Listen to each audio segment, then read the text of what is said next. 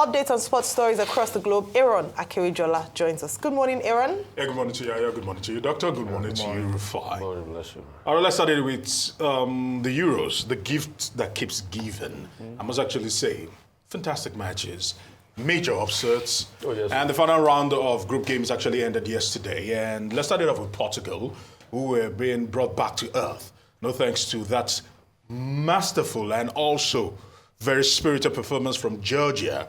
Georgia did do them dirty on the day. Of course, Portugal had actually done the harder work. Winning their first two games meant that they finished up on the group with Turkey, and Georgia also still in the place there. And moving on further, the Czech Republic also trying very, very, very hard, but Turkey left it late to become party poopers. Centosu deciding that he was going to help his team there. And when you look at that particular group, all of them finished on 4 points. And it was very tight. And let's talk about the fact that Belgium, that have always been dark horses, tournament favorites, failed to live up to expectations for their own group, particular Group E, I must actually note.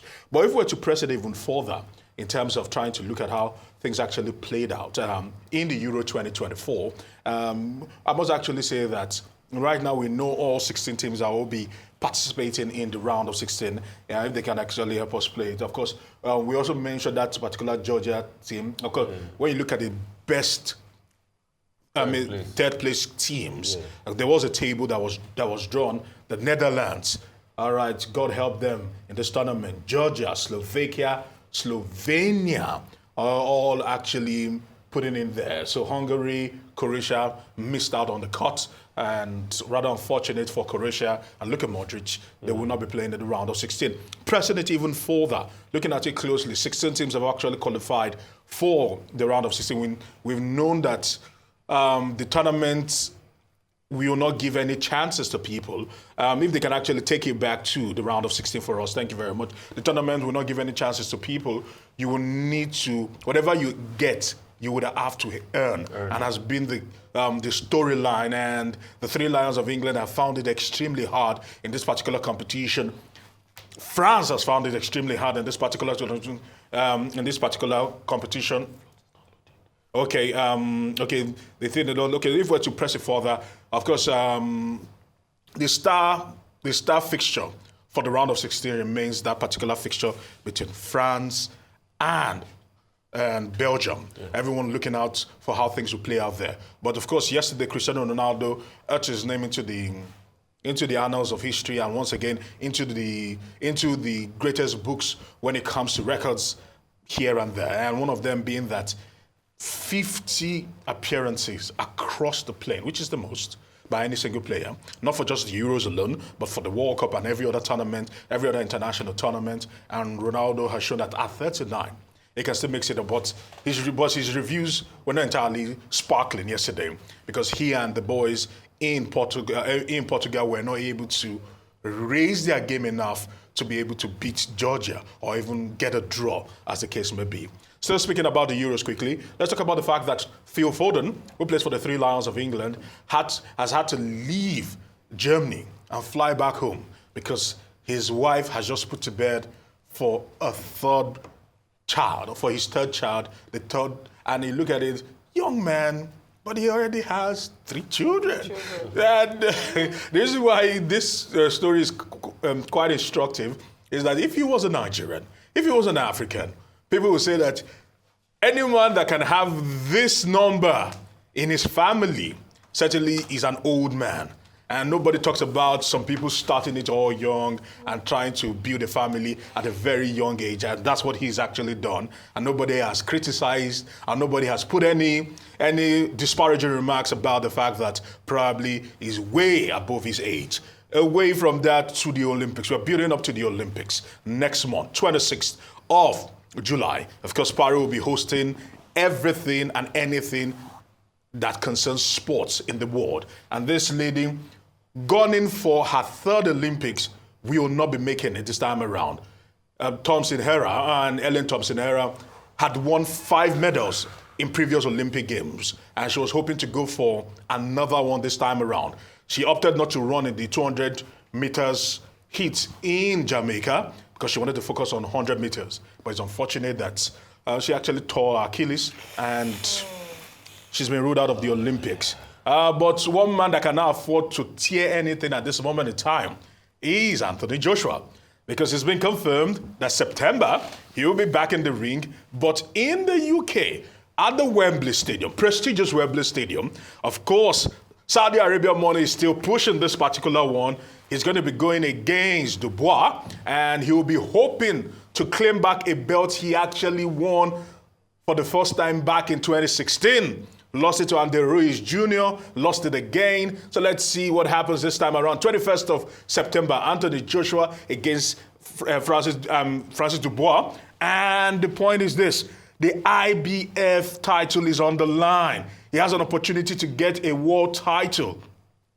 The beautiful thing is that we spoke about this. Olazade Usyk has said he will fulfill that particular belt because I don't think he's concerned about fighting the mandatory contender, Hegovic, who has been waiting in the sidelines for a while. But thanks to the fact that Dubois has actually done himself a favor by winning several bouts leading up to this, so he was at a point an intermediate representative of this particular belt that has been pushed aside right now. He will have an opportunity to hold the belt as a Brit, or it might be another Brit, or the British Nigerian, as some would like to call it, Anthony Joshua, that will get an Nigerian British. Okay, Nigerian British. Okay, Nigerian British. Yeah. Anthony Joshua. Go for this. So let's see what Let's go one step further. He can British. Okay, let's see what actually becomes of this quickly.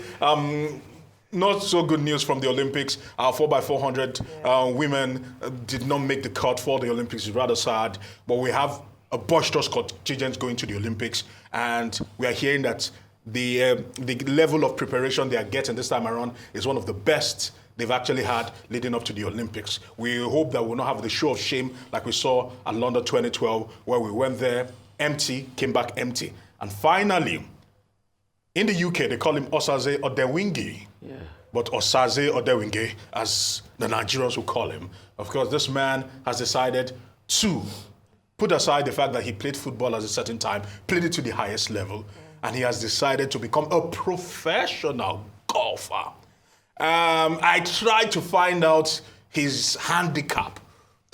For those that don't understand, golf means that you are being rated how good you are by the handicap level. I wanted to find out his handicap, but for a man who played football to the highest level, turned pro in golf, he spoke about the fact that he played a lot of talking about professional amateur golf, and right now the PGA has recognized him as a professional golfer. Let's see how it pans out. Congrats, Osaze Peter Odewingie, he was a very good footballer for Nigeria. Yes, we can't deny that fact. Osaze did his best for this country. At some point, he was constantly voted the best player out of this country. So congratulations for him. I mean, he can take up another sport and he can just only improve on that. And let's say maybe we'll see a couple of titles being won by Osaze. But most importantly, Aaron, yes, we're preparing for the Olympics. I'd like to ask, have we paid the All-African Games money?